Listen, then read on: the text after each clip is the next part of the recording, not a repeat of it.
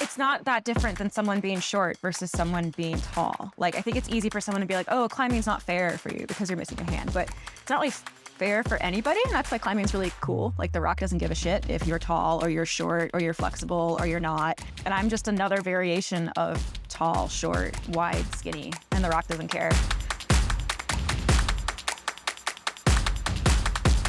Hey y'all, I'm Ryan Devlin, and welcome to the Struggle Climbing Show, where I talk with elite climbers about their struggles and breakthroughs in training, nutrition, tactics, and mental game, and also what they're passionate about beyond the fight with gravity.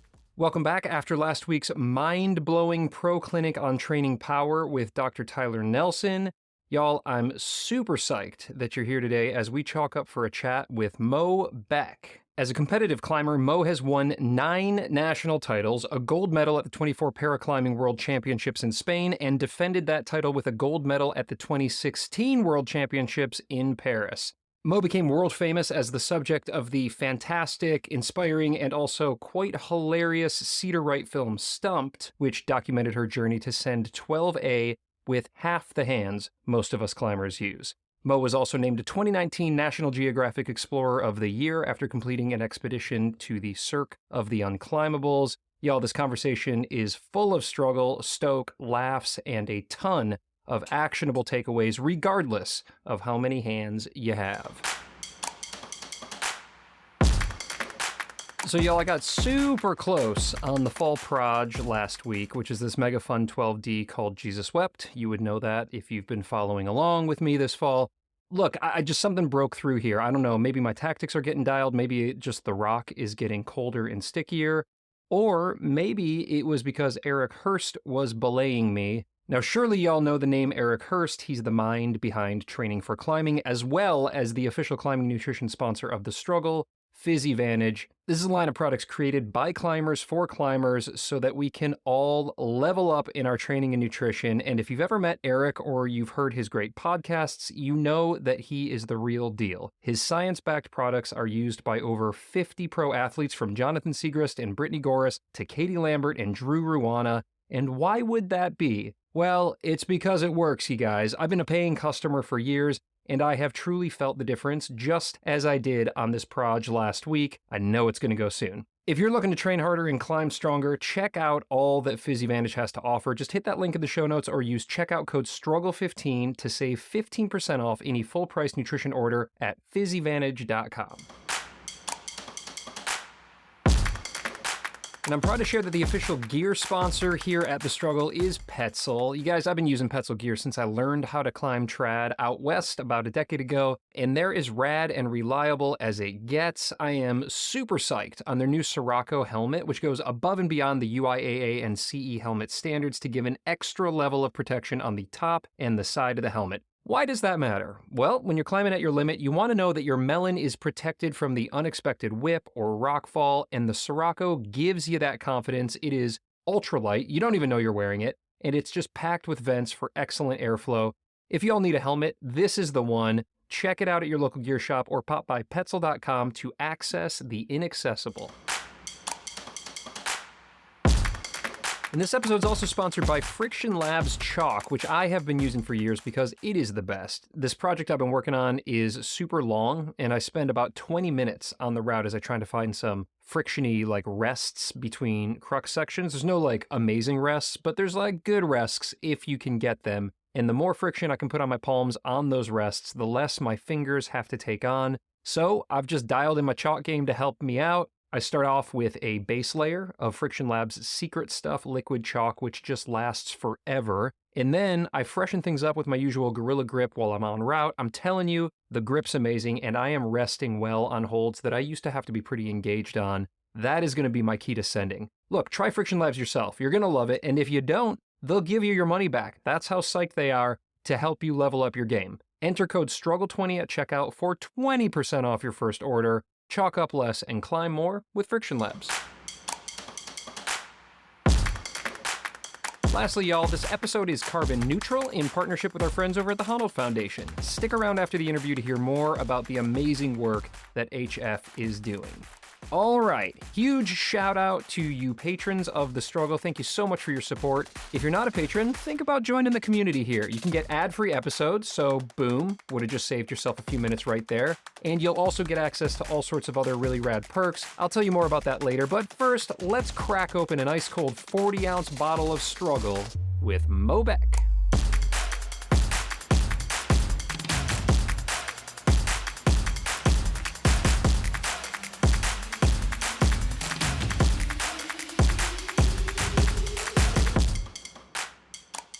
Mo Beck, welcome to the Struggle Climbing Show. Thank you. I'm excited to be here.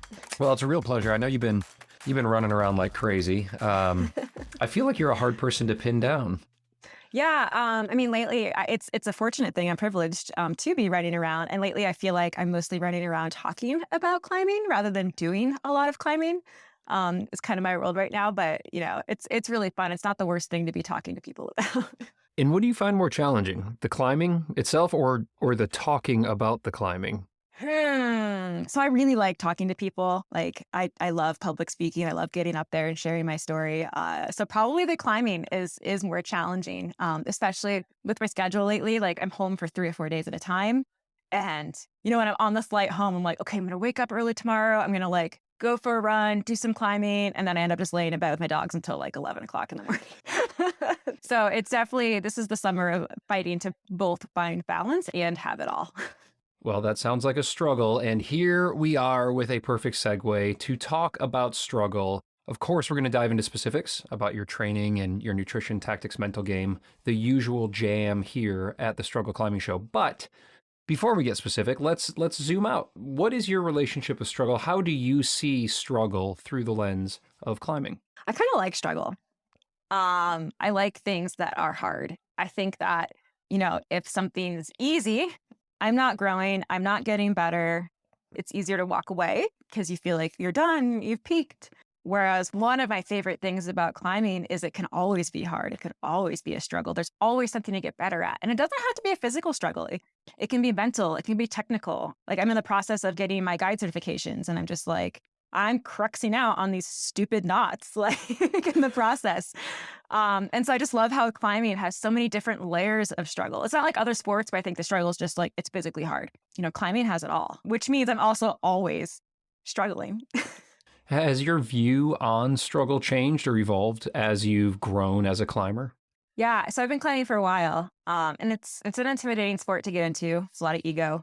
And so when I started, I thought that struggling or failure would advertise that I didn't know what I was doing. The truth is I didn't know what I was doing, right? And so I ended up kind of holding myself back because I was self-conscious of if I admit that I don't know how to place a cam, I know what these things are, but I feel like I have this ego where I should know how to do it, but I don't. I'll admit it, so I'm just going to avoid everything entirely. And I feel like that held me back years, probably. I probably wasted years of just being super self-conscious. And then kind of the beauty of getting older is you don't care what other people think as much. And then also I do think the climbing community has gotten better about teaching and being more open about what you don't know. So the older I get, the more I realize that if I'm watching someone, they're not struggling, I'm like, well then what's the point? Or what are they hiding? What are they bad at? What are they not showing me? So my favorite partners from training to alpine, my favorite people to climb with are the ones who are just yeah, this ebbing sucks right now. I love it when people talk about what's hard because I just think that makes them more and more genuine and I can see what they're going through. I think I used to want to hide the fact that I struggled and now it's one of my favorite things to talk about. I love that. Yeah, it is a liberating feeling to be able to open up about that. I wrestled with that myself a lot with a fear of falling and not wanting to share it. And then as soon as I just started voicing it to my belay partners, I was like, oh, fuck yeah, I feel so much better. It's just such an interesting thing, but there is ego that's wrapped up in that. Yeah. And the right partners, I think, know how to push you. So I'm still not a very good, especially on-site leader. Cause I'm well, what if there's a left hold up there I can't reach or a clip I can't make? And sometimes it's valid, right? Climbs can be sketchier for me to lead than others, but my favorite partners are the ones who are just on one hand, they'll be totally hear you, I'll take this pitch. Or they'll be no, you should really do this one. So I think, that kind of knowing when to call someone out to be like, suck it up and take the punch. It's a really valuable skill to have. So right now, I typically kind of move us forward into the next section, but I want to pause here for a second because something that we didn't touch on in this concept of struggle specifically is the fact that you are a disabled climber or a disabled person, or I don't even know if disabled is the right word, to be perfectly honest, so please correct me if I'm not using the right terminology, but you have one hand, right? Whereas I have two, and most people who are listening probably right now climb with two hands. And I would think that your experience with struggle is unique because of that, of course, but also it could be relatable in different ways as well. And so, just with that in mind, I'd like to understand from you how you view struggle, how you view being a climber who only has one hand to be able to climb with. Yeah, for sure. I mean, on the bad days, it's a total crutch excuse. Especially with leading, I get really self-conscious that I'm like a quote unquote pro climber and like I really don't lead that hard that often. And for me, that's my excuse, right? It's my, I try not to use it as an excuse, but it's also right there, right? But then on my good days, it's not that different than someone being short versus someone being tall. Like, I think it's easy for someone to be like, oh, climbing's not fair for you because you're missing a hand, but it's not really fair for anybody. And that's why climbing's really cool. Like, the rock doesn't give a shit if you're tall or you're short or you're flexible or you're not. And I'm just another variation of tall, short, wide, skinny, and the rock doesn't care. So if anything, it's definitely more mental because everyone struggles physically climbing. And my struggle might be a little more different. But for a mental game, it's like at a certain level, I have to have learned to accept that, grades do matter, right? That's why we climb. We like chasing grades. But they especially don't matter for me because I can climb a 512 one day and then I have to bail on a 5.8 the next because I can't just like make a reach because I have a negative 13 ape index. So it's a little more than most negative apes. Right. And it's like, I could beat myself, and I do like beat myself up over that. I can be like, man, like I'm not worthy. I'm an imposter. I shouldn't be in this space because I suck. And then I just have to be like, yeah, but you also still did that 512 or you did lead that pitch before it. And it's just like this constant battle of like, and some days it's okay to just want to whine about it. It's okay to just complain, I think. Like, let that out. Be like, oh, this sucks. But then it's about what you do with it the next day. I think that's what makes the difference. Yeah, right on. I appreciate you sharing that. I read an interview that you had done a while back, and you were talking about just how your parents raised you because you were born without your hand. And you, of course, adapted really well, but also it sounds like you hadn't been catered to by your parents. Like when it came time to tying your shoes, I think as you were relaying the story, you learned how to tie your shoes, which I imagine is pretty friggin' hard with one hand. It's hard for a kid to tie their shoes with two hands. And then I kind of carry that over to climbing, and I think about aspects that aren't just about the climbing itself, like just the moving over rock, but you've been out doing a lot of alpine and multi-pitch and these kinds of things. And there's so much there, from rope management to tying various knots. And I think about myself, like how hard it is for me to properly tie a double fisherman's or whatever with two hands. Is there a unique struggle for you aside from just the movement over rock with your huge negative ape and all of that? Are there aspects of climbing that you're just like, I just can't do this, or it's like prohibitively hard to do, or have you figured it all out? Yeah, I mean, a lot of things I struggle with, I have to imagine I'd still suck at with two hands. Like, that's just me. Like, I'm a terrible rope coiler. And yeah, with one hand, they're a little more lopsided and stuff. But I look at my coils, I'm like, God, honestly, if I had two hands, they'd still be sloppy pieces of shit. I'm pretty sure. I'm just not that person. It took me a while to learn how to lead belay. That was something that was just like, oh, you can't do it with one hand. And that was tough because you can't be an equal partner if you can't lead belay. You're always climbing as a party of three, and it really pulls you back. But then when I cracked that nut, I was like, oh, this actually isn't that much different than how two-handed people do it. And that opened up a whole world. But how do you do that? Just like mechanically? Yeah, so because I do have an elbow. So like I'll just hold the gree-gree in my right hand, like a normal hand, and just pinch the lead rope with my elbow and pull it out this way. And it works pretty well. I just can't do, like, if you're in rifle and you need to do this giant monkey clip on your project where you're like maxed out, I'm probably not your belayer because I will short rope you. That's just something that my partners know. Like, got it. they might get short roped if they're doing like double clips or something. So they can only pay out so You'll much feed at out once. smaller lengths, but faster. Yeah. You'd just be like constantly moving quickly. And so they know that. A lot of stuff kind of came up like through taking my SPI course, which was just like, like sliding Single a prusik pitch. up to, my single pitch instructor. Like, the classic method is to take a prusik and slide it up the rope. But I'm like, well, if I don't have a free hand to do that, since my hand is busy down here, so I'm going to use a roll and lock or a micro traction to do that instead of a prusik. Sure. Little adjustments. Man, what's something I can't do? Nothing. It's like I'll do it different, but I feel like very rarely am I like I'll never juggle, but I can't think of anything with climbing specifically. Like there's moves I can't do. By the way, you could totally juggle. Maybe. I have a horror story about, remember the juggle sticks? Yeah, I demanded getting a set of those for Christmas. My parents were like, okay. And I could just hit it once and then it would just fall to the ground. And I'd be like, aha. Oh, it's so silly. It's like this, like, is it masochistic? You like the one-handed girl asks for juggling I was like sticks. 10 years old in the playground, just like, damn it. But I don't think, I've learned how to ask for help. It's hard for me to ask for help. I'm stubborn. But I've learned that, if my partner wraps it for me and I wrap to the anchor second, I may be like, yo, can you clip me in? Like, rather than me, like, trying to finagle. Like, there's stuff I can do that it's just easier if I ask for help for.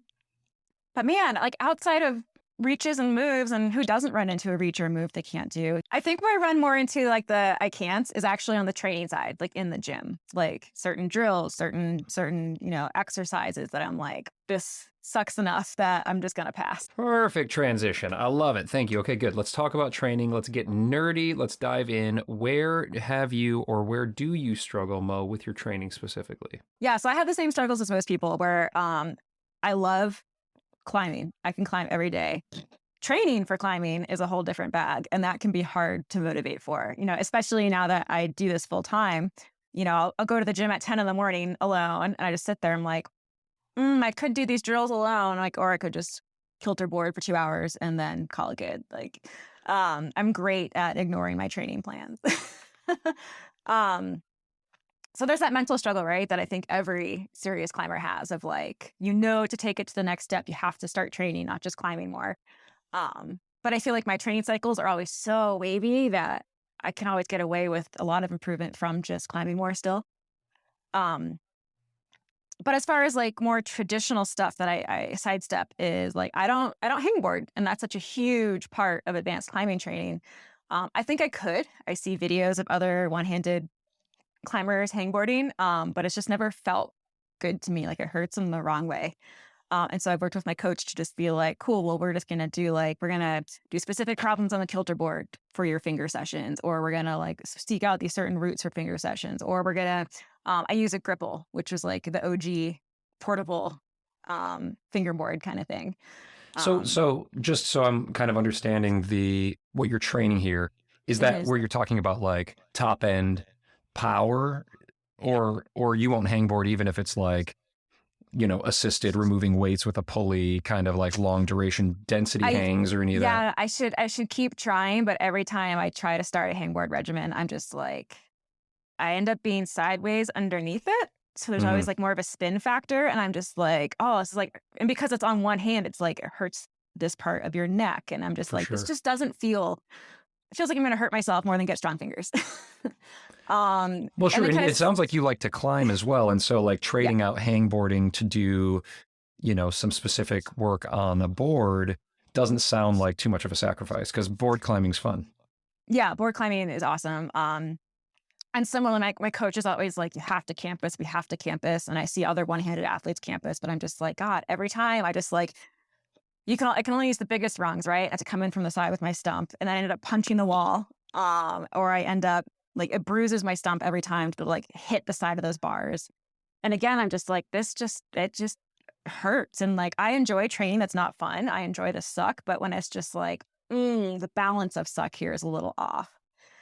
Sure. So again, that's where like kilter boards especially have really changed my game. In the last, I've been kiltering for like maybe 2 years now. And I feel like I'm making up for a lot of those misses from earlier in my training where I wasn't campusing and I wasn't hangboarding. All of a sudden, I'm like able to do that power and that finger strength through boards. Yeah, this is interesting because I do think there's plenty of people out there, even with two hands, who really don't enjoy hangboarding, or maybe they've got a shoulder issue that prevents it, or any number of things. It's just too boring for them. And training on a board, like a kilter or moon, whatever your flavor or whatever's available at the gym, seems like it could be a really good way to essentially replace, in some regard, the hangboard protocol. And so I'm curious, now you've got a couple of years under your belt, what has been the result? And how often are you doing it? Is this like, a couple times a week that you're on the board? Yeah, one time I was doing like 4 or 5 and I was just like, ooh, this is bad. This hurts. Yeah. Even though it was just like quickie fun sections, I was like, oh no, this is not sustainable. Yeah, I would say if it's like, oh, I have a comp coming up, in the next couple months, like the kilter, I'll usually actually start my comp training.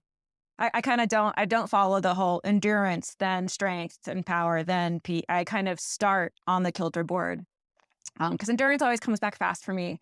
And for at least our comps, like it's not mega endurance. So I feel like just by getting back into the gym routine, because I'll spend months of not going to the gym. If I'm like alpine mode, I'm trail running, I'm climbing mountains to train for that. I'm not climbing. But yeah, once I get back into the gym cycle, I'll actually usually start with bouldering and kiltering to get that power back, because that's the thing Sure. I've lost the most when I'm in alpine world. Right. And endurance for me, I've always had decent endurance and it always kind of just happens for me. So just looking at the kind of the training, the power side for a second, are there key takeaways? Is there learning that you've identified that might apply to those of us with two hands, that is different than our typical training style? Are there any hacks, do you think? Well, I think the biggest takeaway is to mix it up. Like when I first started competing, I just did rope climbing and then cross training, like in the weight room, doing pull-ups and stuff like that. And then my first coach was like, you need to boulder. And I was like, oh, well, bouldering's so hard with one hand. It sucks. I can't do it. And he was just like, do it anyway. And so not only did I find that I actually really like bouldering, at least in the gym, but the rewards were like pretty immediate, like that power, that strength. I think the big takeaway there is mixing it up. I'm sure a lot of your listeners already mix it up between like boards and boulder and ropes, but find something to tweak in the routine. Especially once you're at the point where your improvements are so slim. Like I'm always jealous of new climbers because I'm like, you're going to get so much better so fast. Sure. And I have to work so hard for like the slightest improvement. But mixing it up is the big thing, because that also hits that mental game too. You're not just doing the same thing for 3 cycles a year. I love that advice. I definitely get caught in kind of a habit of just doing similar things over and over again. And I'm also stubborn. I hate being kind of shaken out of my habits and my patterns, but mixing it up and bouldering for me was a huge one when finally there was a critical mass of people in my life as well as professionals just like yelling at me to start bouldering. And it's made a massive difference on like even what I would consider like, not even near top end, like pumpy climbs at the red. So I do love that. I think that's just critical advice to just shake it up. Last question on this section here, Mo, is how you look at the concept of rest and sleep as it pertains to your training, your performance, and everything. It sounds like you've got a pretty busy life and schedule, as a lot of us do, with families or jobs, and rest and sleep can be a struggle. It is for me. How is it for you? What are you doing? I'm bad at resting because what we do is fun. Mm-hmm. It's funny because I feel like in the world of social media, we all feel like we're always playing catch up. Like you're always seeing people who look like they're constantly climbing, they're constantly training. Like you're the lazy one, you have to get after it. And so I feel like I don't overtrain. I feel like I undertrain, but then I have friends who are just like, Jesus, slow down. Like you don't go for 10-mile trail runs on your rest day. Like you don't, like that's not resting. It actually helps. My husband is not a climber at all. He hates it. So that helps me kind of rest, not only like from a physical aspect, like, okay, today we're going to go fishing together, but also just from a mental step away from climbing. Like, I'm really grateful that he has other activities that we share together that let me get pulled away. And like, it feels like a fight sometimes because I love those activities too. But at the end of the day, I think it keeps me, even though I'm not dedicating every waking moment to climbing, I think it makes me a better climber because of that. Let's shift gears now and talk about nutrition. And where have you struggled in your nutrition? We're laughing here because you've at least got an on-camera reputation for liking maybe not handfuls of kale and raw almonds, but sometimes things are portrayed in a funny way on film that aren't the reality. But where do you struggle with your nutrition? Yeah, I mean, now that depiction is very real. I'm just now about 5 years out from that film and in my mid-30s, and I think that's where it starts to hit that you can't just eat ring dings all day and still feel good. I mean, you can climb through anything, but I think ultimately your body starts saying, like, you could be at your desk all day and not feel good because of what you're doing to yourself. Sure. So I would say it's been a journey, paying more attention, especially through training cycles. Like there was a stretch where I was doing Orange Theory almost every morning at 7:00. I'd go home, take a nap, go to the climbing gym, climb for 3 hours, and then weightlift again. And that almost killed me until I was just like, oh, I think I'm not getting enough protein. And it was amazing to sort of feel my body working like a machine. Like when you screw it up so badly that like eating really good for like 3 days is all it needs to be like, oh, wow, like I should keep eating well. It was that apparent. Like if I'm traveling a lot, like eating hotel food or airport food, like it doesn't take long to get feeling crappy. And then by the same time, it doesn't take that long to get feeling good. What's sustainable though is a whole different story. So that's just something we've done like as a whole household. Right? We're all in our mid 30s, early 40s. We're all just like, okay, we need to dial this in a little bit. But I think feeling at work, right? Like realizing, oh, this body is a machine. Like you feel it through training, right? Like, oh, if I climb more and train, I get stronger. But when you feel it with your food and nutrition as well, it's like, oh, if I eat better, I feel better. But at the same time, I always say there's no goal worth skipping dessert over. Like if I do a comp and don't do as well as I want, I'm not going to be like, oh, well, I should have had that cupcake last week. Like I don't prescribe to that black and white at all. That might be my favorite quote on the Struggle Climbing Show I've ever heard. There is no goal worth skipping dessert over. And it's really just like, if you're not happy, what's the point? Yeah, totally. And I think for almost every single person listening right now, climbing is something that is intended to bring joy to our lives. But there is this baggage around nutrition specifically, I feel like that can get wrapped up where we feel like we have to withhold or we feel like we need to set super strict parameters. And if we're, quote unquote cheating, then, we're just going to never achieve what we want to achieve. And obviously there's a balance to be had here. And the sport is fortunately moving past this lighter is better as kind of the hard and fast rule for achieving your goals in climbing. But, we're not there yet. And I think this conversation that we're having right now is awesome because you found that you were extremely unhealthy in a certain sense with regard to your nutrition. Now you're seeing that what you put in is what you put out. And I want to learn a little bit more about that. One of the things that you just touched on kind of immediately was talking about protein. And how did you shift protein? Well, I'll back up even further. I feel like when I'm in a training cycle, I want to take nutrition intentionally. And I actually even have nutrition cycles. Like if I'm in more of an alpine training mode, I'll eat whatever I want. I'll drink whatever I want. I'll have 3 beers and a cocktail. Like I'll go ham. If it's a comp cycle, that's when I tend to be like, okay, I'm not drinking. Like I have to go sober because I'm bad at cutting back. It's all or nothing for me. So I just go dry.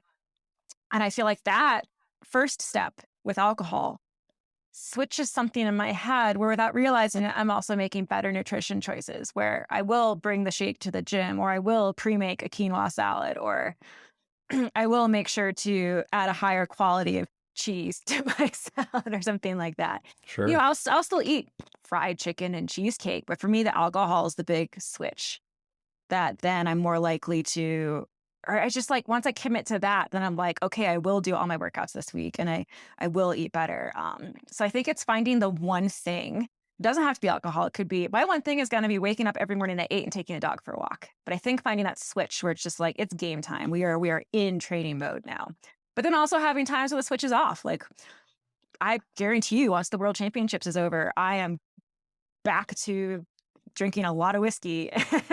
Yeah, alpine mode sounds awesome. Alpine mode's more fun that way. Yeah.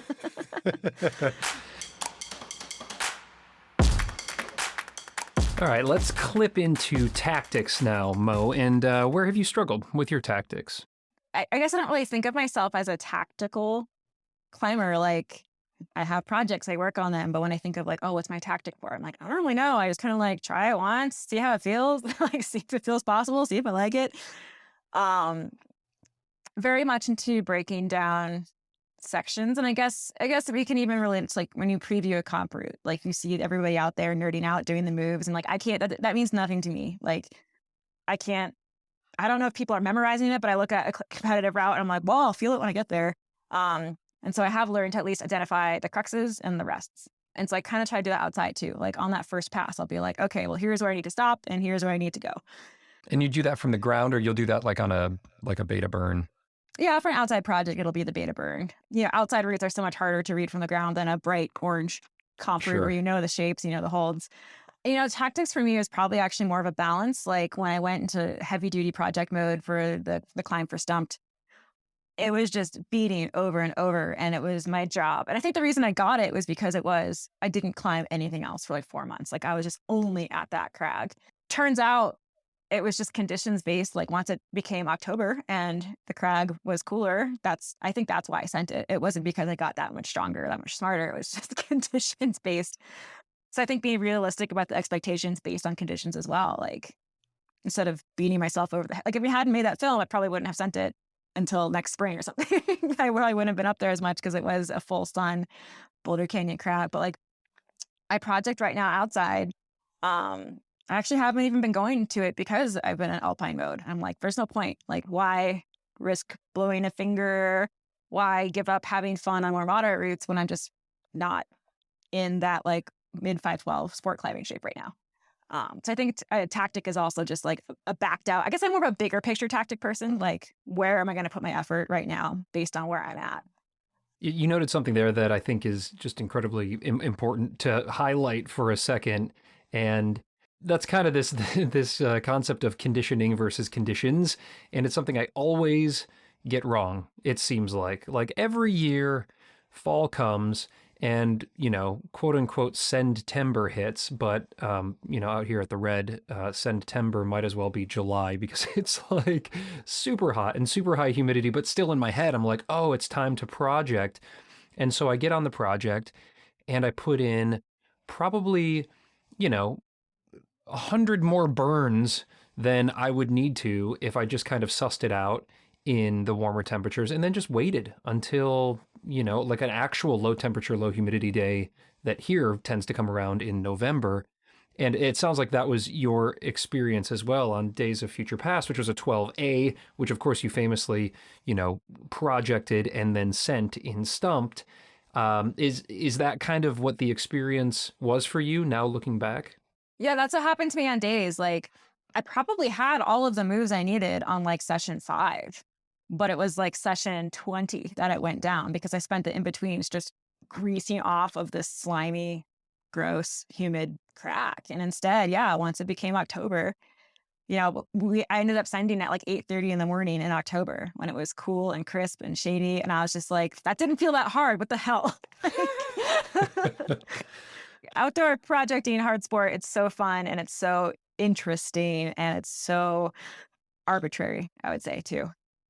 Yeah, I think that's kind of what keeps us coming back to some extent, right? Like rock climbing's kind of this abusive relationship, and some days it's easy and some days it's impossible, and you don't always know what you're going to get. And, you know, tactically speaking, I think there's maybe something for us to dive into a little bit more here with regard to specifically what you face as a challenge, and that's your -13 ape, which, you know, for most people listening, they're not going to have an ape index that's that negative, right? Might be 1 or 2 or 3 or 4, maybe positive.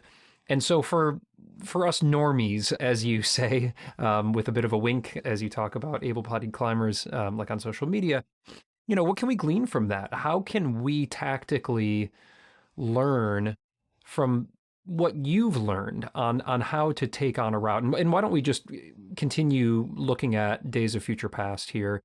Because I think most people listening have seen Stumped and have seen you work on that. And I'm curious if, there's somebody like me that's going to go climb that climb. Can I learn, tactically speaking, from what you had to do creatively to get around the fact that you couldn't reach certain holds that most climbers would be able to reach? There's ways that you've had to figure out movement that you might not see on YouTube or you might not see other climbers do. And how can that, in a creative sense, how can that help any climber think about working through challenging moves tactically? Well, it's funny you mentioned YouTube because Days of Future Past was my first 512, and that was documented. Everybody saw the movie. And I think a lot of people saw that and they're like, oh, if this one-armed chick can do it, I can make this my first 512.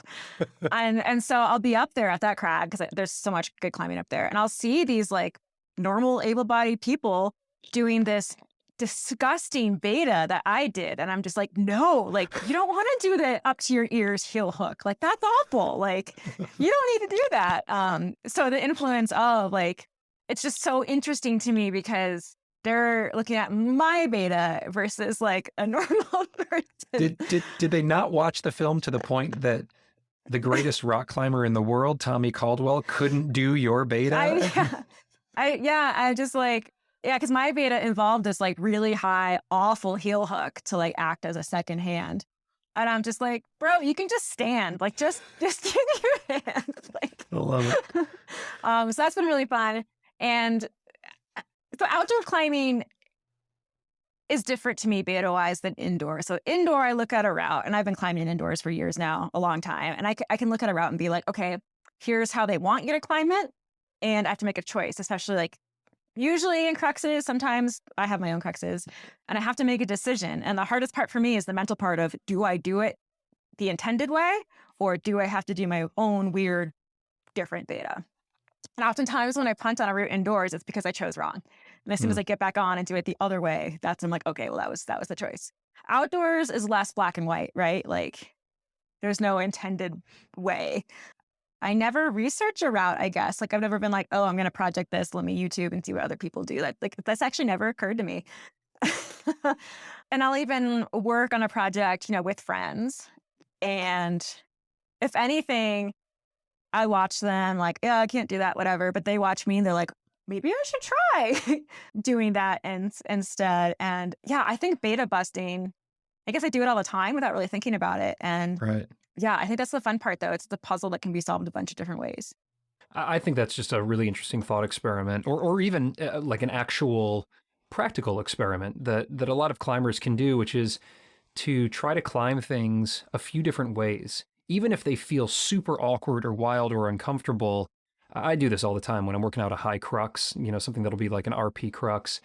And off the hang, I put it together away and I'm like, that's it. Cool. Let's move on. And then I get up there on point and there's not even a shot at doing it. It might be some like heinous undercling lock off that felt fine off the hang, but would never come together when I've already climbed 50 or 60 feet, of pumpy climbing prior to. So, figuring out cruxes in a few different ways and just trying to get creative, I think is really interesting for all of us to do. And of course, you're in effect forced to do that more often because you're only climbing with one arm or really one hand, right? Like it's you've got a stump, you've got an appendage that you can utilize. You just don't have that second hand, and of course, as a result, you've got a much smaller ape index. Am I characterizing that kind of correctly there? Like I can cramp with it, kind of like if it's Sure. especially if it's vertical. Once things get overhanging, like I climb on the ride all the time, I love it, but for me to clip or any clipping really, I'm always locked off. I can't do like the okay, relax and clip. Like this arm always has to be bent to stay on the wall. Right. And that causes tendinitis issues. And guess what? I can't do all the stupid wrist exercises to like fix my elbow tendinitis. So that's a whole thing. Yeah. So like the red, it's interesting because it is so steep. And I would call that my anti-style because not only do I have to stay locked off to clip, but then I'm constantly doing pull-ups in because I can rest but then I can't reach up with the second hand and pull up. It's like lots of one arm swings to get back on. And then once I'm on, I'm Right. really close to the rock and can't see my feet. So the red has its own specific challenges, I guess. And there's certain ways where it's like, on one, you'd think that, oh, anybody could use my beta and try it. Like, oh, if I can do it with one hand, anyone can do it. But sometimes what I do, you can only do with one hand. Like, you can only do this move with a stump. You can only grab this undercling in this way because I have a short little stump and the leverage is there. So that's always been interesting to me too, that there's certainly time, like we always focus on like what's harder for me, but there's probably lots of moves it's easier for me to do.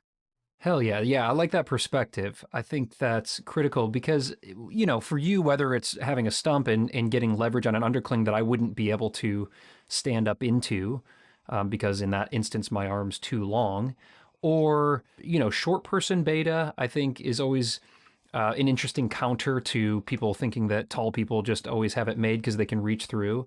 And maybe tall people do have it made more often than short people. But, I had Lynn Hill on this show last season, and she spoke specifically about the advantages of being short at 5'3", but also the disadvantages, of course. And part of that was when she was climbing the nose and figuring out ways to work through sections where she was using tiny little feet as intermediate bumps and these kinds of things that just took incredible power and skill.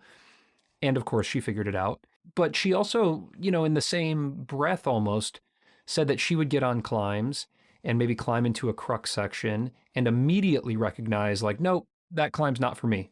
That's a stopper. I'm not going to be able to do it. And then I really loved it because she would just say like, yeah, I'm moving on. There's other climbs to do. And so she wouldn't, I guess, get down on herself, or she wouldn't get obsessive about trying to do something that she almost immediately recognized she couldn't do. And I think there's lessons to be gleaned from that as well. And especially when you get in the harder grades, like I get more like shutdown moves, or it's just like, you will not pass. And I'm like, all right, well, the rest of it was fun. So Right. that's it, I guess. That's nice. There's always more climbs to do. So it's like, it's hard. It's like, you want to pick projects that are challenging, but not impossible, even though they always feel impossible. That's like the fun part, right? Is turning the impossible into possible. But you also have to learn when to say no, like, and be okay with it, not feel like a failure. Like, there's always another climb. Like, had I had to walk away from days, I probably would have been super bummed. I'm working two climbs in the Flatirons right now, and one I'm pretty attached to. The other one, I'm like, if I never send this, that's okay.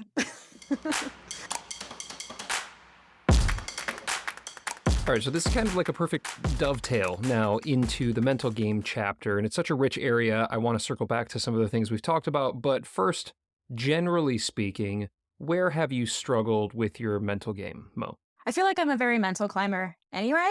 Like, I'm not mega strong. I'm not mega anything really. So I feel like where I do my work is kind of in the head, like finding. And it's so hard to articulate, finding the thing that is almost there and figuring out what's almost there versus what you can't skip, right? And it's just hard. It's more of like a sensation of just like, this is the thing that's worth my time and effort. I feel like the mental game is different. Like right now I'm talking about outdoor hard projects. Otherwise, for comps, it's different. And for Alpine, it's different. Like Alpine, I love that it's a lot of head down suffering. It's just the grind. It's almost all type 2, right? Like, in the bugs trip, we did 2 loads up, 2 loads down, and a resupply. So I did like 30 miles of that stupid approach trail that has 3,000 feet of gain over 2 miles, and like with 60-pound packs. Was it fun? No. But did I actually stickly enjoy it when it was over? Like, yeah, kind of. How do you work through that? Like when it's a real sufferfest like that, and we can tell ourselves all we want. Oh, it's type 2, and in 2 months when I'm on the couch, I'm just going to, be smiling. But when you're in the shit, you're in the shit. And so do you have any tools that you employ? Is it, music or a mantra or anything like that? So the mantra is probably cliche. It's just like quitting's not an option. So like on these gnarly alpine approaches, you're just like, well, it's not like I'm out going for a hike with my dog, like where no one cares if I quit. Like it's almost negative pressure, right? It's like, oh, if I quit, I'm letting my partner down. I'm letting my team down. So it's like the negative peer pressure kind of that pays off in the end. And I think having that partner you don't want to let down, like when you're in that environment, like they're my motivation. Like it's easy to quit. It's fine to quit, but like to have that motivation of like, well, he's not going to quit, so I'm not going to quit. And I've been in situations, especially with my main alpine partner, we're playing quit chicken. Like you can see on our faces, each one of us wants to bail, but we're just like, no, he has to say it first. And then in the end, we're like, oh, well, we did it. So I guess it worked out. I don't know. I almost enjoy the grind. Like it sucks, but it's like you feel really alive when it sucks too. Like that feeling of, getting blisters on my hips from these big packs and like just the lactic acid burn. But then you realize how lucky we are that that's the worst thing going on in our lives is just shitty hikes. Yeah. I mean, I'm psyched just thinking about it. I love that. I love that burn. What about, you talked about kind of contrasting that then with whether it's comp or sport. Do you struggle with kind of like the typical two fears, the fear of failure, the fear of falling? Of course, there's a fear of falling because I fall, like we're talking outside, like I can fall even in the gym, I guess. Like I fall different places because like shocking, it's not a route set for me. Or like whoever put the bolts in the wall didn't think like, oh, there might be a 5'6" one-armed woman climbing here one time, so I should put these bolts where she can clip them safely. So like, it's interesting. I've had fights actually with Cedar Wright when we were working the project, or we were just out climbing, and I was just like, oh, I don't know if I can make that clip. And he's like, well, no one knows if they can make the clip. And I'm like, yeah, but odds are most able-bodied people are falling generally in the same places.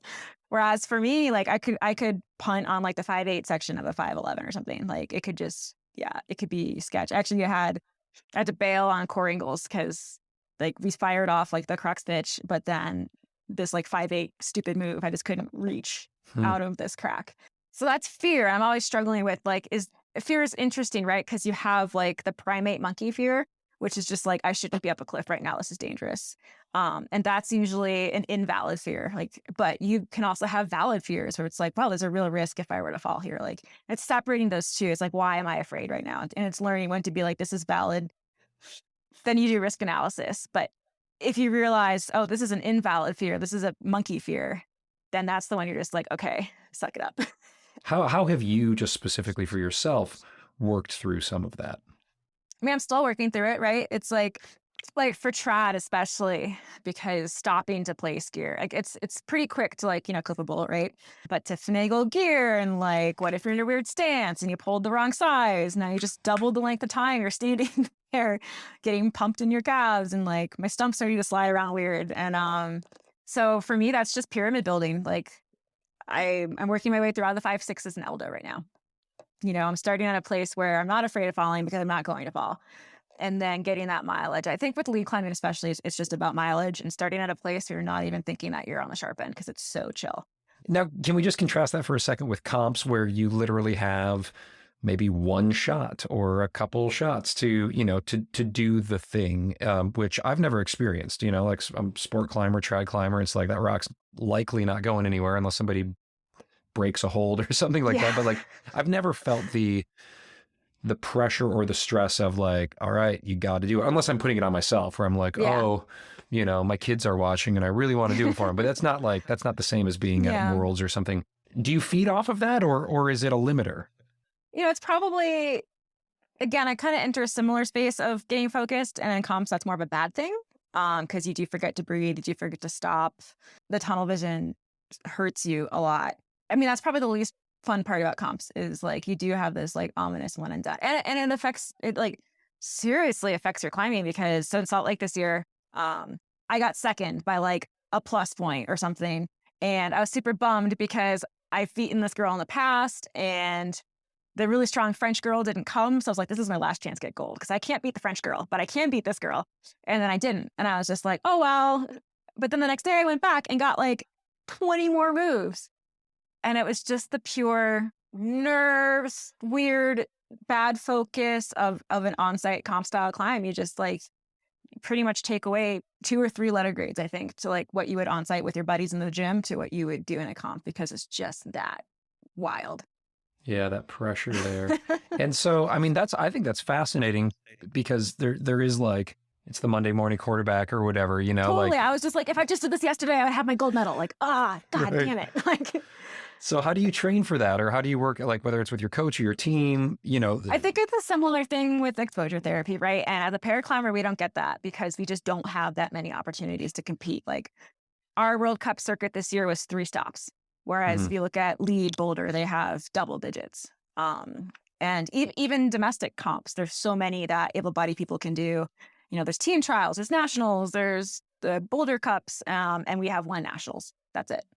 That's our only serious comp that we have here for para.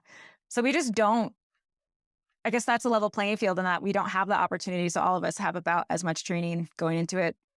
The Europeans definitely have more of an advantage because they always do all the World Cup stops, whereas the US kids, we can't all spend all summer flying to Europe. Whereas for them, it's like, oh, a weekend trip to Innsbruck, like, right? So I think we're at a disadvantage for that. I don't know. I think at the end of my career, I'm kind of in the F it, let's just roll with it.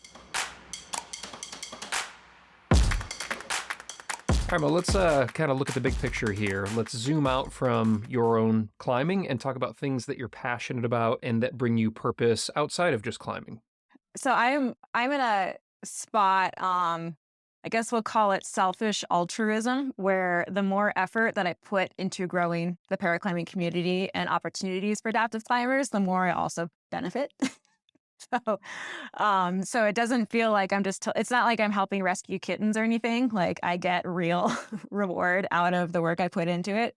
I think that's the best, personally, I think that's the best kind of altruism, because either it's selfish because you just feel good when you're doing it, you feel good when you're writing a check, or you feel good because you're volunteering, or you're getting something back. I think, you know, there should be a reward because then it incentivizes more doing good in the world. It's motivating. It's motivating. Right.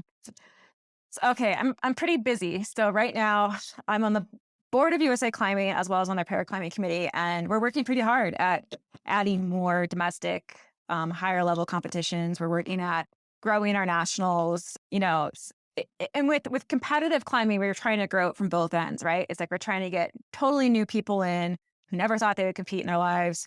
And on the other end, growing our like elite team to where they can win a ton of medals. So trying to get both of those in. And then at the same time, I just joined the board of the American Alpine Club with my mission to be, I want every one of your festivals to have adaptive programming, whether it's an adaptive clinic, whether it's making sure the sites are all accessible, for the slideshows and stuff. Like that's my mission. I told them, I was like, I don't have time to help with your budget or fundraise, but I will. This is my focus. And that's cool. They're so stoked on it. They're great to work with. And then my pet project is the Adaptive Climbers Festival, which is now back after COVID. And it's a special place to me because, you know, programs that have done adaptive climbing have been around forever. And it's very structured, and it's very much you're going to a camp. Like they take care of you. Some programs even like tie your knots for you. And it's just not really a place to grow. A lot of them aren't run by disabled people. There's not a lot of that input. And watching other communities, whether it's BIPOC, LGBTQ, kind of not only find their place in the outdoors, but become self-sustaining, and like their people are driving their programs. So I've kind of realized lately, like, oh man, I feel like adaptive climbers should maybe get a say in how they do this, like how they approach climbing as a community. And so the Adaptive Climbers Festival is dreamed up by adaptive athletes. The clinics are taught by adaptive athletes. You know, we have a ton of allies and a ton of great support from able-bodied people. Like it's not a treehouse with like no normies allowed sign on it. Like it's very community based, but the leadership and the places it goes comes from the community, which I find very empowering. Yeah, that's really cool. And it sounds like different from a lot of the clinics or the festivals that you've encountered out there as a disabled athlete, which, you know, I think that's something that Stumped did really well, or that you and Cedar portrayed very well in the film Stumped, was that, I don't know, I guess this notion that able-bodied people want to help, and obviously it, you know, I'm sure 99% of the cases it comes from a very good place, right? But that oftentimes it's a little tone deaf, or maybe the help isn't actually what's needed. Yeah, it's kind of like I want to help you, but on my own terms that I'm comfortable with, and it's like, but that's not really helping. Like in the end, you have to set aside like your preconceptions. And like I'll admit, like we have some people in our disabled crew where I'm just like, dude, you probably should not lead climb. But that's not my call to make, right? Like, well, and I've got friends where I'm like, dude, you should not lead climb, you know? And I'm just like, at the end of the day, I'm like, hey man, here's the risks. Here's what we can do if you still want to do it. who am I to tell you what to do, right? I always try to say, like, when people are like, oh, what's your 5-year, 10-year plan? I really hope I'm working myself out of the job so that, the movement grows so much and the community grows so much that, like, I'm not unique anymore, right? Like, I don't climb hard enough to be recognizable, I guess. Or like, I hope there's so many adaptive climbers out there that I just don't matter anymore. That would be the best feeling ever. It's already happened with comps. I used to like win them all just for showing up, and now I get my ass kicked. And I'm like, this is a cool problem to have. Hell yeah, that's such a cool outlook to have, Mo. You just bring such incredible stoke to the sport for everyone. So thank you for doing it. It's just been awesome to chat with you. I look forward to talking again. I'll see you out at the Red. Absolutely.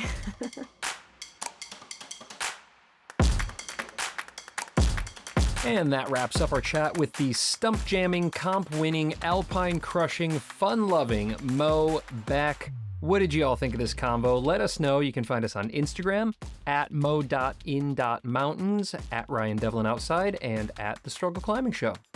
Now in a second, I'm going to hit you with my takeaways and hook you up with some swag. But first, let's support the brands that are supporting the struggle. Shout out to PhysiVantage for being the official climbing nutrition sponsor of The Struggle, created by legendary coach and my favorite new belay partner, Eric Hurst. Their line of science-backed products is going to help you train harder and climb stronger. I've been using it for years, and it has absolutely helped me to level up my climbing. Look for it in Europe from the Epic TV online shop, and in the US at select gyms, and of course at physivantage.com. Hit that link in your show notes, or use code STRUGGLE15 at checkout for 15% off. And y'all remember to look for the Sirocco helmet by Petzl when you stop into your local gear shop. It is the best of the best when it comes to protecting your melon and going above and beyond the standards for top and side protection. Access the inaccessible at petzl.com. And lastly, if you want to grip with confidence, try Friction Lab's secret stuff. It lasts forever, it feels amazing, and it grips so good it doesn't even seem fair. Pop on over to frictionlabs.com and use code STRUGGLE20 for 20% off your first order. Chalk up less, climb more with Friction Labs. So my takeaways from this chat with Mo are many. First, and perhaps most importantly, my new favorite motto: there's no goal worth skipping dessert over. Now, obviously, there are times, of course, to hunker down and get disciplined, but I really like this perspective that Mo brought. She competes at the highest levels in the game, y'all, but she also knows that there are seasons to relax, seasons to build, seasons to perform. We cannot constantly be peaking, and Mo brought a really good reminder about that. I also really loved her perspective on mixing things up with training, kind of regardless of whatever level we're all climbing at. It's just super important to keep things fresh in both mind and body by bringing loads of variety into our climbing and into our training. So with that, I think I'm gonna go work on some slopers and then enjoy a big slice of carrot cake. Well, that clips the anchors on this episode. I just want to give a huge hello and big thank you to all of you new patrons out there. I cannot believe how many of you came aboard to hear the full pro clinic with Tyler Nelson recently. Thank you for doing so. I have got some more really fantastic pro clinics coming your way soon.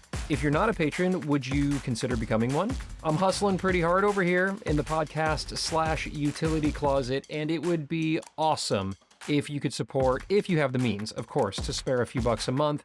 I promise you I will spend it wisely on caffeine and beer so that they perfectly balance out, just like these podcasts do for your training and your climbing. And I'm just going to keep working my butt off over here in the closet to bring you awesome content that'll help you level up. So swing on over to patreon.com/The Struggle Climbing Show to check it all out. Thank you. I love you. Now, if you'd like a free sticker, that is easy, y'all. Simply rate and review the show wherever you listen. I would love 5 stars if you think that I've earned it. And then just share that review to IG. Like, take a little screen grab of it, share it in your stories, and tag at The Struggle Climbing Show. And I'll just slide into your DMs and get you that sweet, sweet sticker. The Struggle's carbon neutral in partnership with the Honnold Foundation, whose mission is to support solar energy for a more equitable world. Y'all pop over to honnoldfoundation.org to learn about the amazing projects they're supporting, such as the Rural Women Empowerment Network, which is a community-based solar power system to increase access and energy, irrigation, and clean water in one of the most arid regions of Uganda. Y'all, they're just doing awesome work. Check it all out. And lastly, The Struggle is a proud member of the Plugtone Audio Collective. Y'all, take a look at what they're putting out right now. It is such good stuff. I'm your host, Ryan Devlin, and this show is produced by myself and Mary Mathis. The struggle makes us stronger. Let's climb hard and do good things in the world.